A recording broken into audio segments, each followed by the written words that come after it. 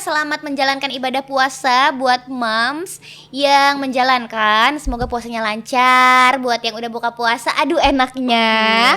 Buat yang masih aus-aus kayak kita berdua, semangat. Sebentar lagi buka, sebentar lagi. Bu Mariam apa kabar? Alhamdulillah sehat Mbak Adis. Mbak Adis sehat. Alhamdulillah. Makin cantik pakai behel sekarang ya. Aduh, gitu makin muda kira-kira 2 bulan. Oh aduh Mbak Adis, kirain 2 tahun ya.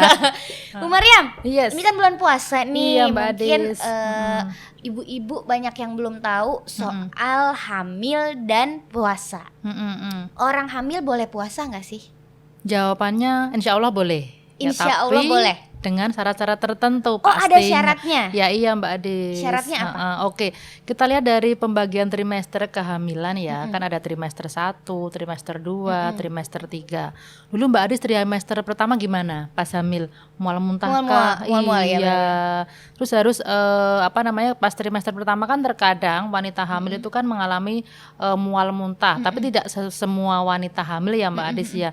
Nah, itu kan diperlukan nutrisi yang cukup. Jadi kalau seandainya tidak memungkinkan tidak puasa, enggak apa-apa, kan dalam ajaran agama Islam kita juga boleh mengganti atau membayar fidyah.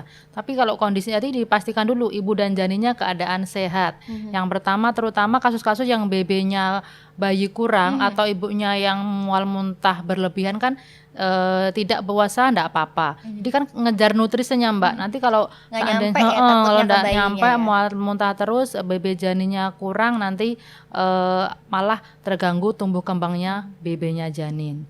Tapi kalau udah masuk trimester 2, trimester 3, selama kehamilannya sehat, selama bayinya BB-nya cukup, ibu-ibu tidak ada penyakit tertentu seperti umpamanya tensinya tinggi atau hipertensi, preeklamsi, enggak apa-apa. Terutama dianjurkan untuk ibu-ibu yang BB-nya janin itu kegedean ya, malah bagus dianjurkan buat puasa sekalian nanti diet. Tapi untuk menu-menunya makanannya nanti kita bahas pelan-pelan ya Mbak Adis ya. Berarti gitu. intinya boleh berpuasa asal nggak maksain gitu ya Bu ya. Yang Kalau penting, di kondisi-kondisi tertentu yang emang nggak bisa puasa nggak usah dipaksain. Yang penting ibu dan janinnya sehat. Sesuai gitu. dengan ajaran agama juga kan ada syarat-syaratnya juga gimana kalau misalnya yang keadaannya seperti apa bayar fidyahnya gimana.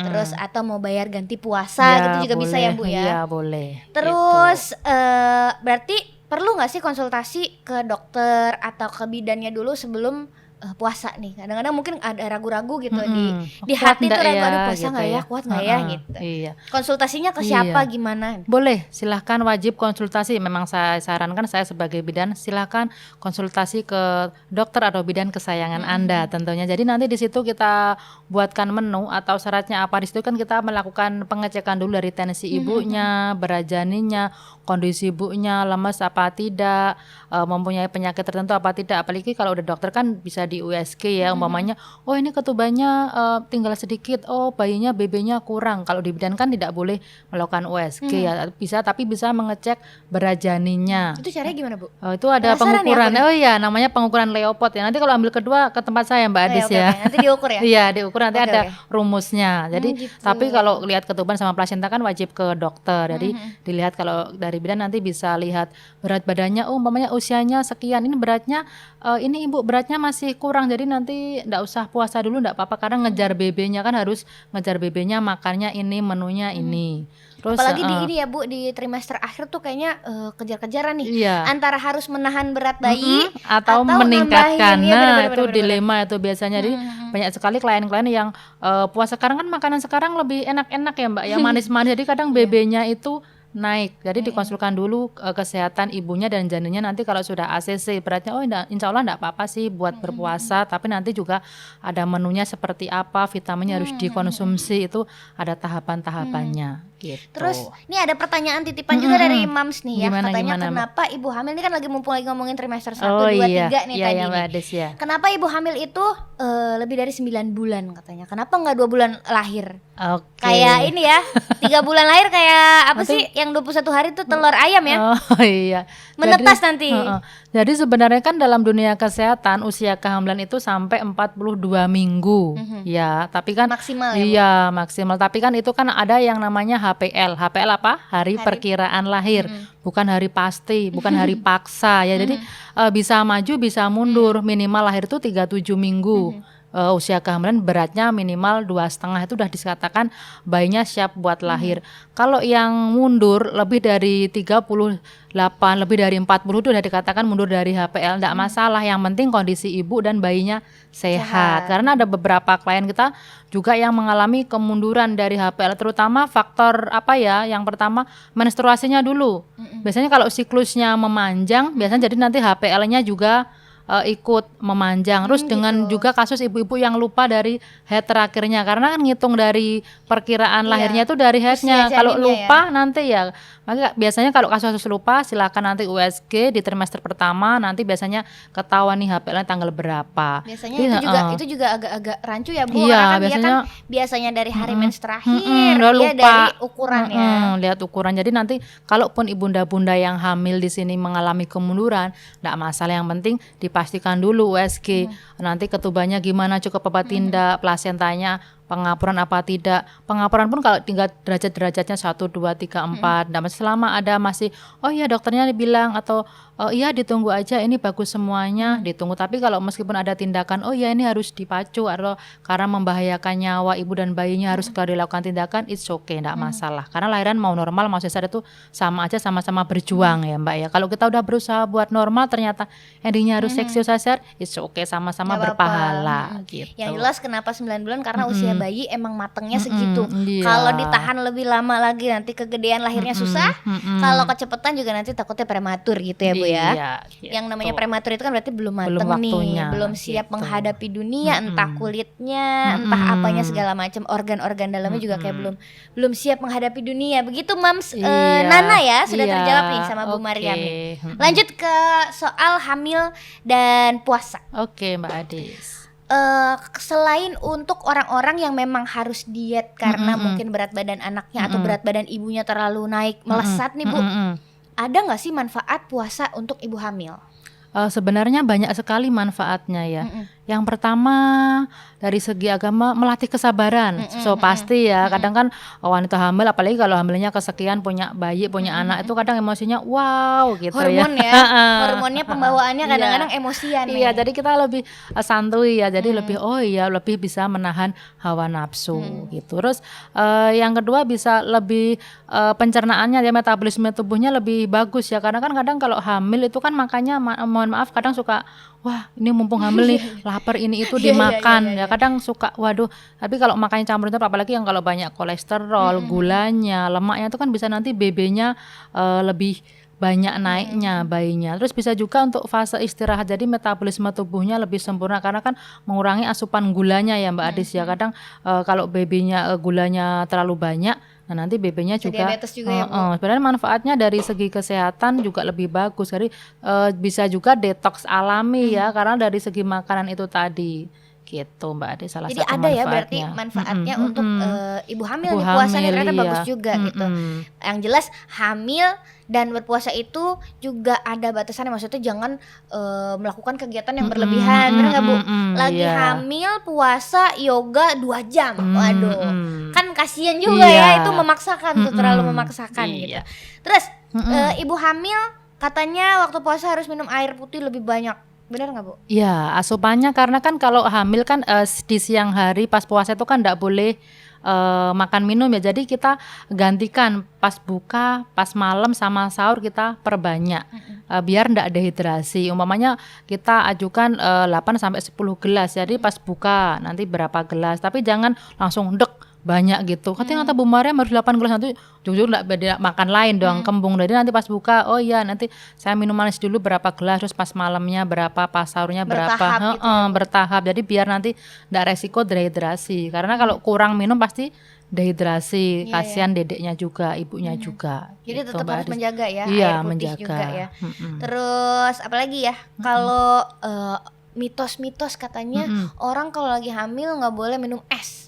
Aduh. Nanti anaknya bengkak gede gitu. Itu bener gak? Kan kadang-kadang kan soalnya kan ya, kita banyak sering yang pertanyaan ya, takut lagi minum nggak hamil es aja, ya. buka puasa pengennya es-esan gitu kan. Boleh gak sih ibu hamil buka puasa pakai es? Boleh banget. Yang penting sebenarnya yang bikin BB-nya itu besar itu kan manisnya Mbak Adis ya. Mau es dingin, mau es batu, it's okay, enggak masalah. Yang penting jangan terlalu manis. Apalagi kalau udah dikatakan disuruh diet sama bidan atau dokternya itu harus diminimalkan manisnya. Jadi kalau mau minum cuma air dingin ya enggak masalah. Mau es enggak masalah. Yang penting hindari faktor yang membuat BB janin makin naik.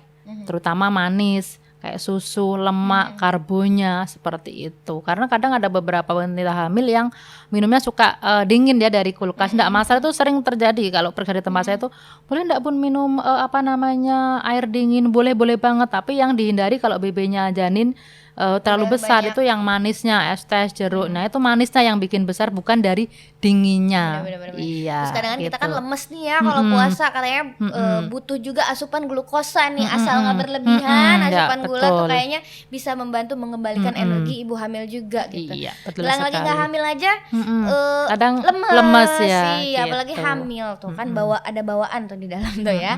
Terus Bu, apakah beda ibu hamil di trimester pertama dengan trimester kedua atau ketiga waktu lagi puasa? Nah, kalau si trimester 1 ternyata dia masih sanggup berpuasa, apakah ada perbedaan nih Bu ketentuannya Dari gitu? menu, dari- Puasanya dari menu, dari boleh apa enggaknya, dari apa yang harus gitu ya. dilakukan gitu. Ada bedanya nggak nih Bu? Tergantung dari berat janinnya sama kondisinya ibu. Pokoknya itu ya. Iya, jadi seandainya trimester pertama boleh puasa, tapi ternyata beliau energik ya, enggak ada keluhan apa-apa, enggak apa-apa. Tapi BB-nya, oh ya ini udah di warning nih kebesaran nih. Jadi berarti enggak perlu yang manis, ya karbohidrat diminimalkan. Jadi sesuai dengan takaran-takarnya. Tapi kalau ibunya enggak ada enggak ada indikasi BB-nya terlalu besar, ya oke, makanya biasa aja. Tapi jangan, tetap tidak boleh berlebihan. Nanti kalau berlebihan takutnya kebiasaan udah ndak puasa, dia berlebihan makan makanan baik, nanti resikonya bayinya gede lagi. Gitu. Jadi untuk trimester 2, 3 sama aja. Jadi menunya yang penting kan ada nasinya, Itu menu protein. ini udah iya. mulai ke menu nih ya berarti. Menu sahur dan berbuka untuk ibu hamil. Iya, Oke, iya, oke. iya.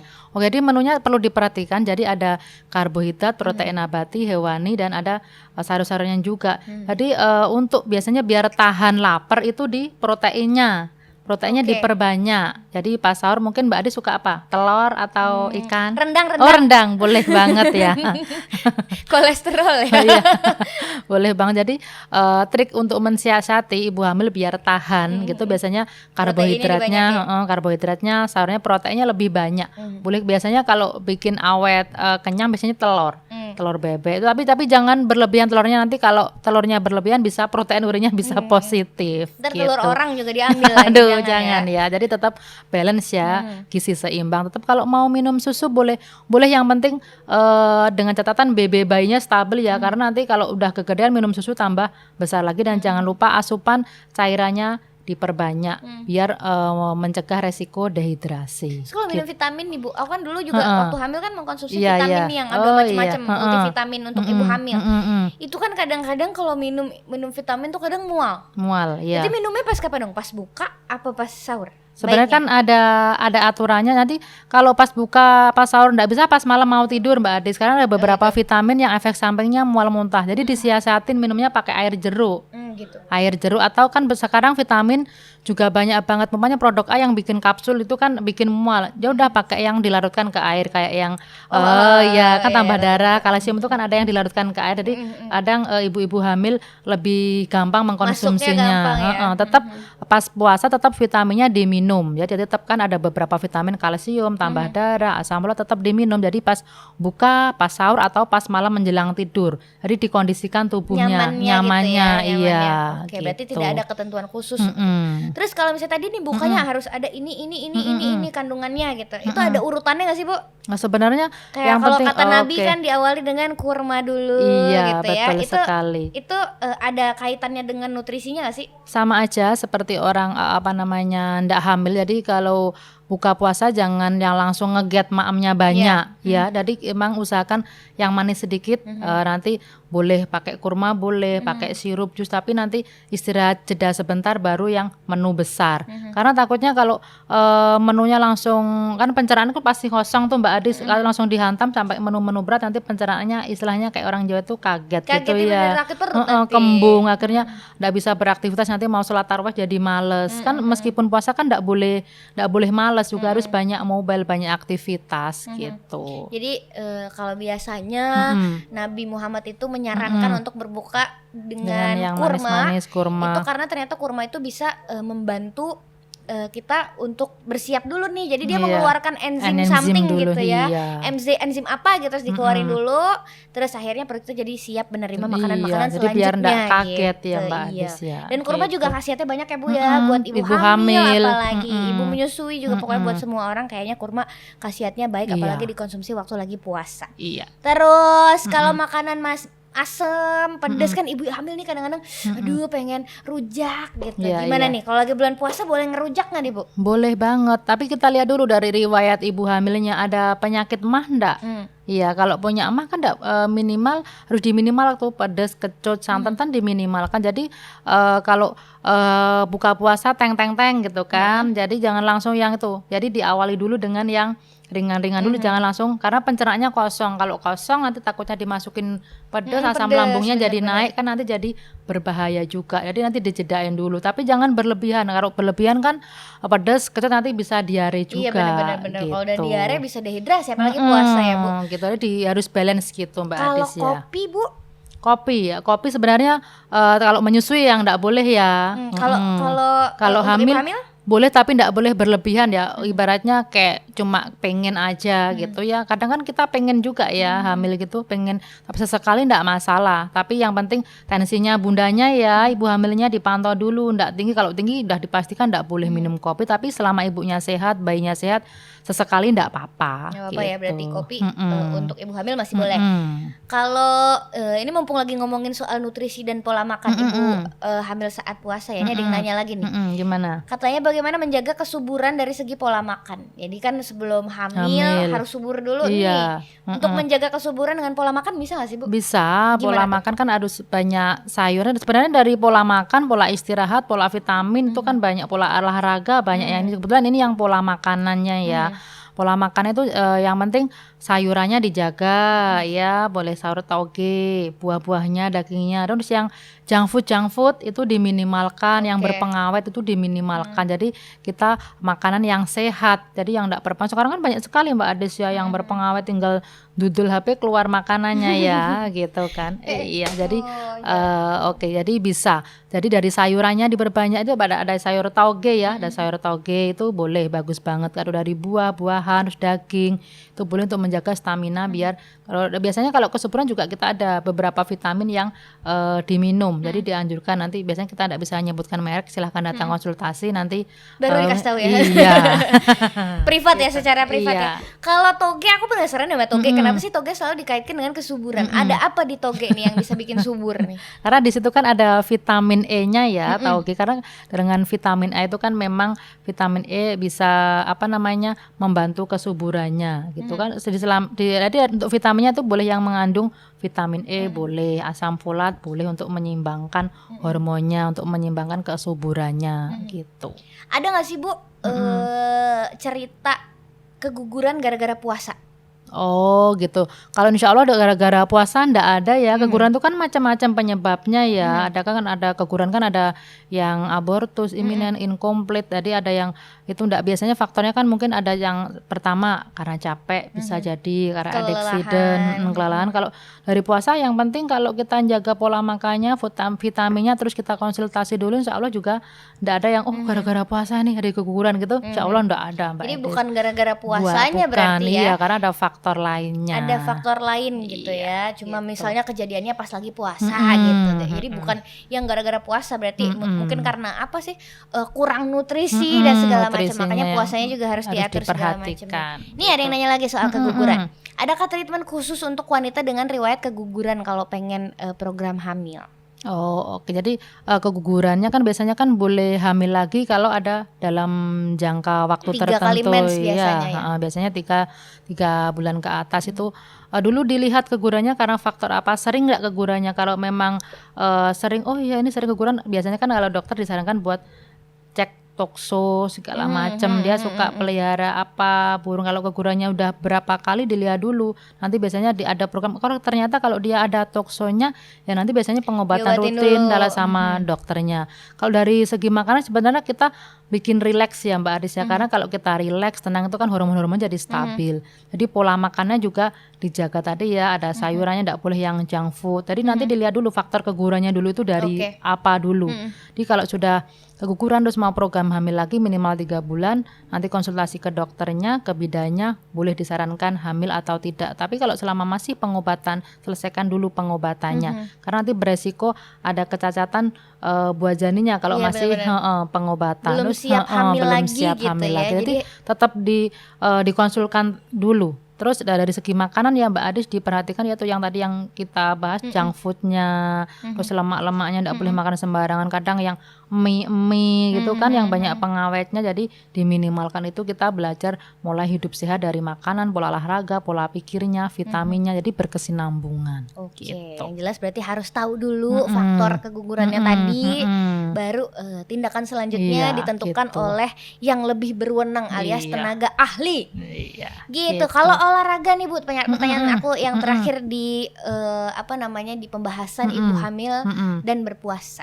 Kalau olahraga untuk ibu hamil kayak kan ibu hamil juga mempersiapkan ya, Iya, untuk memberdayakan diri persalinan, nih iya. untuk persalinan kan banyak juga olahraga-olahraga yang mendukung dan mempermudah persalinan gitu kayak yoga gitu-gitu tetap boleh dilakuin waktu puasa. Tetap boleh. Biasanya kalau di tempat saya pun juga masih jalan, tapi durasinya gitu. lebih kita sedikit. Biasanya yang kita sampai dari 1 jam 2 jam. Biasanya kan tetap diselingi istirahat itu. Tapi nanti setelah puasa itu masuk kelas yoga itu biasanya kita jedain Mbak Adis, waktunya kita lebih persempit. Jadi nanti kita lebih kurangin, biasanya yang gerakannya 3 kali siklus nafas nanti bisa 1 sampai 2 aja. Oke. Terus gerakannya biasanya 3 kali, 4 kali kita cukup sedikit saja. Jadi durasi waktunya tetap kita perhatikan. Terus sampai kita juga sebenarnya kalau di tempat saya juga yoga, sebelum melakukan kelas prenatal gentle yoga kita cek dulu boleh enggak melakukan yoga, tensinya gimana, kondisi ibunya gimana, lemes enggak.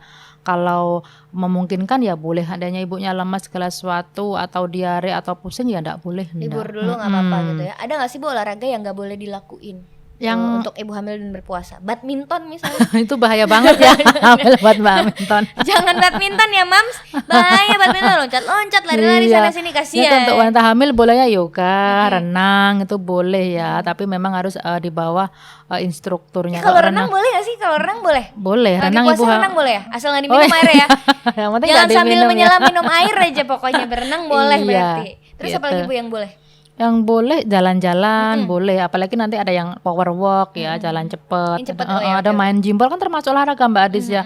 Naik turun tangga itu kan boleh, terutama itu, tapi ada batasan usia kehamilannya. Jangan oh ya kata Bu Mariam naik turun tangga, ternyata itu kan dilakukan kalau udah 2 minggu ke atas Baru gitu. baru masuk 7 bulan 28 minggu udah power walk. Aduh bahaya. Nggak boleh ya, karena naik turun ada, tangga nanti kontraksi ya Bu ya. Karena Oke, ada oke, batasan-batasannya. Kapan sih harus melakukan olahraga ini? Kapan sih yang enggak boleh? Kalau masih sungsang enggak boleh itu. Jadi harus dikonsultasikan dulu Mbak Adis. Oke, semuanya gitu ya. Mm-mm. Termasuk yoga tadi ternyata untuk tahu kita boleh yoga apa enggak harus dicek dulu tensinya. Detak jantung gitu-gitu ya. bayinya gimana? Kalau detak jantungnya banyak, aduh melebihi normal ya enggak boleh dulu, istirahat dulu. Tensinya tinggi enggak boleh dulu. Frekuensinya Bu seminggu sekali Iya, atau seminggu lebih boleh nggak? sekali boleh. Karena biasanya ada yang seminggu 2 kali, tapi kita sarankan seminggu sekali biar nanti energinya tidak terlalu banyak yang keluar. Jadi biar cepat namanya bisa istirahat. Dan jangan lupa selama hamil itu juga ada waktunya istirahat Mbak Adi. Selama siang bisa istirahat, ibu hamil istirahat untuk biar staminanya tetap terjaga. Bu, satu lagi pertanyaan aku tapi agak saru ya. Apa? Ini eksplisit konten ya. Kan kadang kalau ibu hamil yang udah mau melahirkan kan disuruh sering-sering tuh Bu. Iya. Disuruh sering-sering Dijenguk bapaknya. Iya, ditilii bapaknya kan bahasa orang Jawa gitu ya. Itu kalau kejadiannya udah mau ngelahirin, maksudnya udah waktunya biar cepet, itu tetap nggak boleh siang-siang dong ya Bu? Iya kalau Nanti puasa kan bapaknya ikut batal ya? iya, kalau puasa kan tetap enggak boleh, nanti mengkodo ya Mbak. Mengganti ya nanti, jadi boleh malam karena memang dalam sperma itu kan ada prostaglandin ya Mbak. Jadi yang menyebabkan kencang, makanya kalau di akhir kehamilan biar memancing, biar enggak telat HPL-nya itu boleh. Nanti itu salah satu tindakan induksi alami namanya. Yang induksi siapa? Bapaknya. Tapi dengan syarat-syaratnya, oh iya BB-nya sudah cukup. Kalau udah HPL tapi BB-nya masih ngejar ya dikejar dulu. Hmm. Gitu sudah optimal kepalanya umpamanya masih sungsang. Oke, kita optimalkan dulu biar enggak sungsang dulu baru nanti melakukan induksi alami. Takutnya sudah HPL tapi masih sungsang, ternyata nanti kenceng malah nanti enggak bisa lahir normal. Kalau anak pertama kan memang sungsang diwajibkan untuk mengantisipasi biasanya ada Benerin dokter sesar atau apa. Jadi dioptimalkan bayinya dulu, kesehatannya BB-nya, ibunya stabilkan dulu nanti baru melakukan induksi alami. Jadi enggak sembarangan gitu Iya, ya. iya kan ada yang apa namanya untuk kontraksi yang lebih cepat naik katanya ada rangsang puting nanti. Itu aku langsung kebayang kalau waduh kalau mau melahirkan lagi puasa-puasa nih suaminya merangsang puting, suaminya batal juga nggak ya gitu kan. Suka kepikiran tiba-tiba kepikiran gitu. Ternyata mungkin bisa dilakukan di jam-jam tidak puasa atau bawa batal sekalian juga nggak apa-apa lah ya Bu ya.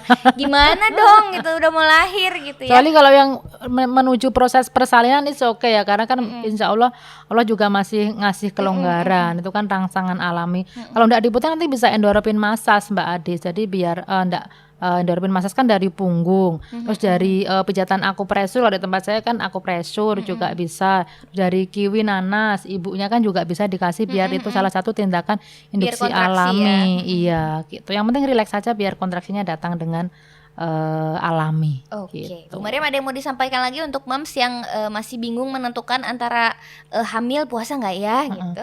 Oke, jadi dari bumil-bumil di sana yang mau puasa jangan ragu-ragu, yang penting konsultasikan dulu dengan bidan kesayangan, dokter kesayangan panjenengan, jadi biar nanti oh iya ini boleh puasa apa enggak. Dan jangan lupa tetap jaga kesehatan, vitaminnya, nutrisinya tetap dijaga biar puasanya lancar. Oke, semoga lancar puasanya Mam. Iya. Sampai jumpa di Moms Talk episode berikutnya. Dah. Assalamualaikum.